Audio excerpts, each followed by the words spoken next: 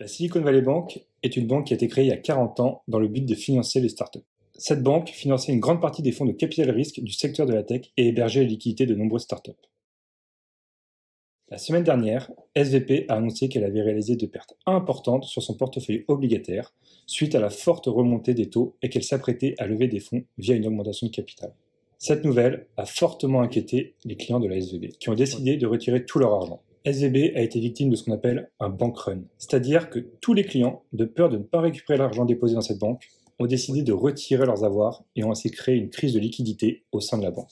Deux autres banques ont connu des difficultés la semaine dernière et ont été contraints à la banqueroute. Signature Bank, qui finançait également les fonds de capital risque, et Silvergate Bank, plus petite, mais connue pour ses liens privilégiés avec le monde des crypto-monnaies. Le régulateur américain a dû fermer SVB et transférer ses dépôts vers une nouvelle entité créée ad hoc. Les autorités américaines ont annoncé dimanche une série de mesures pour rassurer particuliers et entreprises sur la solidité du système bancaire américain et vont notamment garantir le retrait de l'intégralité des dépôts de la banque en faillite SVB.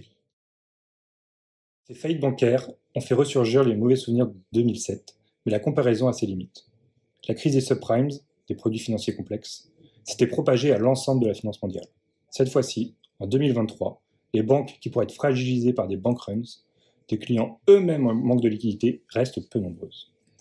Rappelons que les clients de la SVB étaient essentiellement des acteurs de la tech de la Silicon Valley, qui avaient la spécificité d'avoir des taux de dépôt très élevés.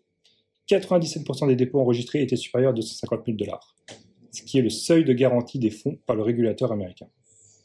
Cette configuration a amplifié la peur des clients de perdre leur liquidité et les a poussés à retirer leurs dépôts. Crainte levée depuis dimanche par les autorités américaines. La SVB était la 16e banque la plus importante des États-Unis en termes de bilan. Les actifs totaux de la SVB atteignaient jusqu'à 200 milliards de dollars, mais ne représentaient en réalité qu'environ 1% des actifs totaux des banques américaines. En revanche, il est impossible d'évaluer à quel point la confiance envers le secteur financier a été dégradée suite à cet épisode. Aucun impact au niveau de la société YooMoney. En effet, SVB n'était pas implanté en France et YooMoney ne travaillait pas avec cette banque. En revanche, ces 3 faillites ont impacté les marchés actions et obligations mondiaux, et nos portefeuilles n'ont pas été épargnés à court terme. Concernant les marchés actions, nous étions relativement peu investis dans le secteur bancaire, secteur le plus impacté par ces faillites. Le marché américain étant finalement autant impacté que les marchés européens, notre surexposition à ce dernier ne nous est pas préjudiciable. En revanche, nos portefeuilles diversifiés profitent de la hausse du marché obligataire, car les investisseurs pensent que les banques centrales pourraient ne pas remonter les taux directeurs aussi vite que prévu.